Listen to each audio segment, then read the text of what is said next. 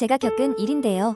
아직도 밤에 잠을 잘 못 이룹니다. 이 이야기는 몇 년 전 제 대학 시절 방학 동안 벌어진 일입니다. 그 당시 저는 한적한 시골 마을에 사는 할머니 댁에 머물기로 했습니다. 할머니 댁은 작은 산골 마을에 위치해 있어서 밤이면 마을 전체가 아주 고요해지고 가로등, 빛조차 없는 어두운 길이 이어지곤 했습니다.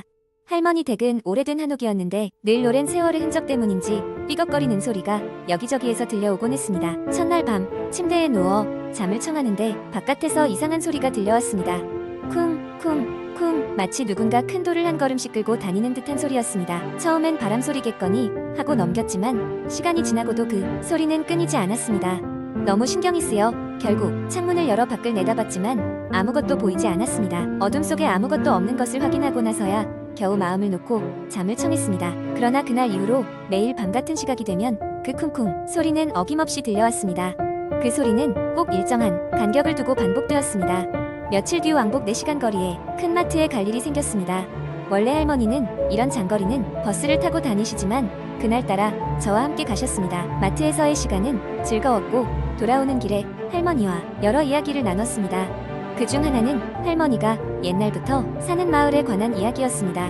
사람도 거의 없고 특히 밤에는 외부인이라도 오면 놀랄 것이라 말씀하시며 말끝을 흐리셨지요. 집으로 돌아오니 벌써 어둑해졌고 저녁을 준비하기 위해 부엌으로 향했습니다. 그날은 유난히 기운이 없었던 저는 일찍 잠자리에 들었습니다. 그런데 새벽쯤 다시 그 쿵쿵 소리가 들려왔습니다. 왠지 모르게 오싹함이 밀려왔고 저는 더 이상 참을 수 없었습니다. 그날 밤 할머니에게 이 소리에 대해 말씀드렸습니다. 할머니는 무거운 표정으로 말없이 창문을 열어 밖을 내다보셨습니다. 그리고는 조용히 제 손을 잡으시며 그 소리는 옛날 전설에 나오는 거야. 이 마을에선 밤에 들어오는 존재가 있다고 하더구나 하셨습니다. 처음엔 믿지 않았습니다. 그저 할머니가 겁주려는 이야기라고 생각했죠. 그러나 다음날 밤 저는 이상한 꿈을 꾸었습니다. 꿈속에서 마을의 어두운 길을 걷고 있었습니다. 그 길의 끝엔 오랜 시간 버려진 듯한 산장 하나가 있었고 그 앞에서 낯선 그림자가 서성이고 있었습니다. 꿈에서 깬 뒤에도 그 장면이 계속 머리에 남아 있었습니다. 다음 날 그저 꿈일 뿐이라고 생각하고 무시하려 했지만 마을 사람들에게 그 산장 이야기를 꺼내고 나니 그것은 꿈이 아니라 실제 존재하는 장소라는 걸 알았습니다. 더 놀라운 사실은 그 산장은 제가 들었던 쿵쿵 소리 요원인일지도 모른다는 추측이었습니다. 마을 사람들 이야기에 따르면 그곳에서 몇십 년 전 누군가 실종되었고 그 이후 밤이면 그 주변에서 이상한 소리가 들려왔다고 합니다. 호기심과 두려움에 결국 친구 몇 명을 불러 함께 그 오래된 산장을 탐험하기로 했습니다. 어둑어둑한 저녁 무렵 우리는 플래시를 들고 산장으로 향했습니다. 낡고 방치된 산장은 문에서부터 귀신이라도 나올 듯한 분위기를 풍겼습니다. 산장의 문을 열고 들어섰을 때 차가운 공기가 한기를 몰고 와 온 몸을 싸늘하게 했습니다. 어둡고 먼지가 가득한 방, 삐걱이는 바닥은 공포, 분위기를 더욱 고조시켰습니다. 한참을 둘러보던 도중 친구 하나가 지하실로 통하는 문을 발견했습니다. 문을 열자 곰팡이 냄새가 확 올라왔고 섬뜩한 기분이 들었습니다. 지하실 한 구석에는 술통 같은 것이 있었고 그 위에 돌멩이 하나가 놓여 있었습니다. 바로 그 순간 쿵쿵거리는 소리가 산장 안에 울려 퍼졌습니다. 모두 놀랐고 지체할 시간이 없었습니다. 우리는 곧바로 지하실을 빠져나왔고 그 자리에서 마을로 돌아와 경찰에 신고했습니다. 결국 경찰의 조사가 있었고 그 지하실에서는 오래전 실종된 사람의 유품이 발견되었습니다. 그 일 이후 쿵쿵 소리는 더 이상 듣지 못했습니다. 아직도 그때의 일이 불가사의하지만 이젠 마을에 대해 조금이나마 이해가 된 것 같습니다. 할머니는 그 이후로 몇 번이나 마을을 떠나 도시로 오셨고 저는 다시는 그 산장을 찾지 않았습니다. 이 이야기를 믿을지는 여러분의 몫이지만 말이죠. 여러분도 한번 할머니 댁을 방문할 기회가 생기면 작은 소리에도 귀를 기울여 보세요. 어떤 이야기가 숨어 있을지 모르니까요. 두 번째 이야기. 어느 늦은 가을 밤 서울의 한적한 주택가에 사는 대학생 윤지는 늦은 시간까지 과제를 하다가 배가 고파져 라면을 끓이기로 했다. 시간이 새벽 2시를 가리키고 있을 즈음 그녀는 느긋하게 라면을 먹으며 그동안 쌓여있던 스트레스를 조금이나마 풀 수 있었다. 그런데 갑자기 부엌 창문 밖에서 인기척이 느껴졌다. 순간 전율이 느껴졌지만 그녀는 창문을 통해 바람이 불어오는 소리라고 생각하며 애써 무시했다. 하지만 그녀의 머릿속 한켠에는 계속해서 불안감이 자리잡고 있었다.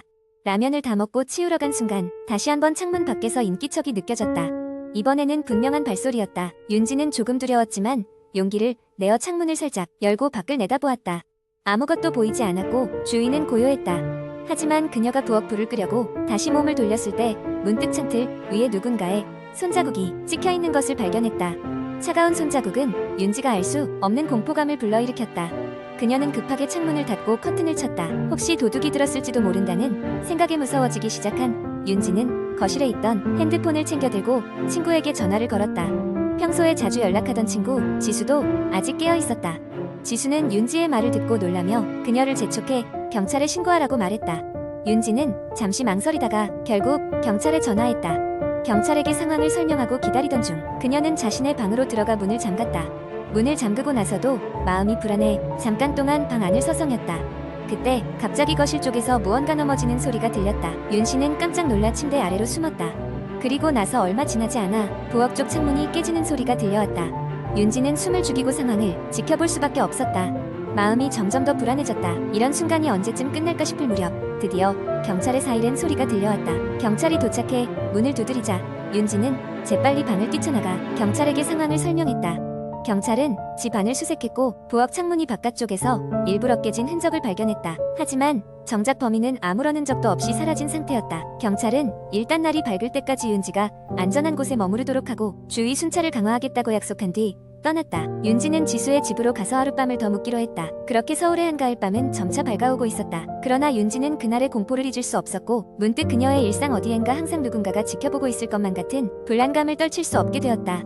세 번째 이야기, 여름의 끝자락, 무더운 밤이 계속되던 어느 날이었습니다. 나는 고등학생 때의 친구들과 함께 여름방학을 맞아 여행을 떠나기로 했습니다. 우리가 선택한 여행지는 작은 시골 마을이었는데 그곳엔 오래된 전설로 유명한 집 한 채가 있었습니다. 이 집은 귀신이 나오는 집이라는 별명을 가지고 있었고 우리는 호기심 반, 두려움 반으로 그 집을 방문하기로 했습니다. 해가 뉘엿뉘엿 저물 무렵 우리는 그 집에 도착했습니다. 집은 마치 시간이 멈춘 듯 방치되어 있었고 황폐한 정원은 우거진 잡초로 가득했습니다. 주변에는 괴상한 정적이 흐르고 저 멀리 개구리 울음소리만 들리는 것이 한층 더 긴장감을 불러일으켰습니다. 집 안으로 들어서자 삐걱거리는 나무 바닥과 낡은 문이 우리의 발걸음을 맞이했습니다. 우리는 거실에 모여 계획을 세웠습니다. 각자 휴대폰을 꺼내어 플래시를 켜고 집 안을 탐험하기로 했습니다. 우린 두 팀으로 나눠 1층과 2층을 탐색하기로 한 것입니다. 내가 속한 팀은 1층을 조사했습니다. 먼저 주방으로 들어가 보았습니다.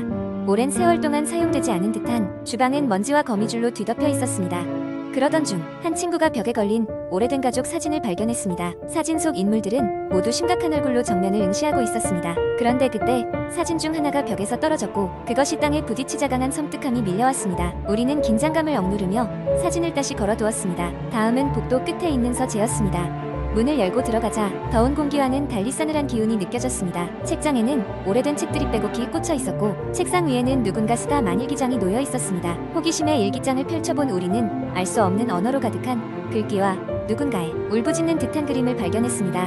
왠지 모르게 오싹한 기분이 들었습니다. 한편 2층을 탐색하던 친구들은 우리가 모여있던 거실로 허겁지겁 뛰어 내려왔습니다. 그들 중 한 명이 다급하게 말했습니다. 2층에서 이상한 소리가 들렸어.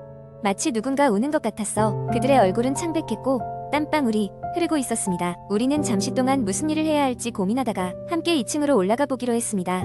2층은 1층보다 더 음산했습니다. 벽에는 낡은 벽지가 여기저기 찢어져 있었고 천장에는 정체 모를 얼룩이 번져 있었습니다. 우선 소리가 들렸다는 방으로 들어갔습니다. 방 안은 차갑고 불쾌할 정도로 정적이 감돌았습니다. 그런데 이상하게도 아무런 소리도 들리지 않았습니다.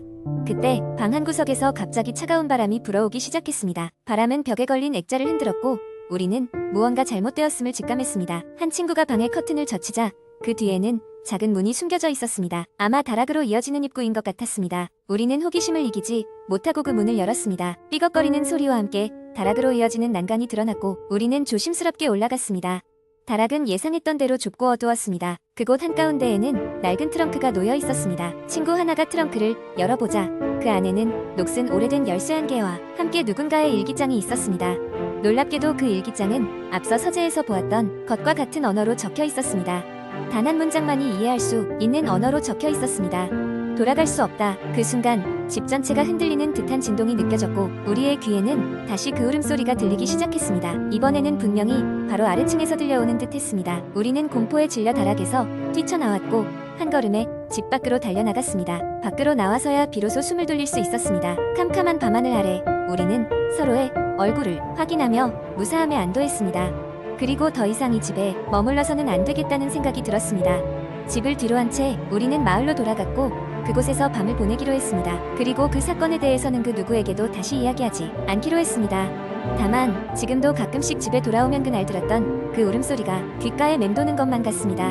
이후로 많은 시간이 흘렀지만 우리는 그날의 일을 기억 속에서 지울 수 없었습니다. 그리고 그 집은 여전히 그 자리에 남아있으며 전설로 전해질 뿐이었습니다. 그곳에 담긴 비밀은 영영 풀리지 않을지도 모른다는 생각이 들었습니다. 하지만 가끔은 문득 그 집이 부르는 것만 같은 기분이 들기도 합니다. 과연 그곳에서는 무슨 일이 있었던 것일까요? 누가 우리를 향해 울부짖고 있었던 것일까요? 어쩌면 그 답은 영원히 미궁 속에 갇히게 될 것입니다.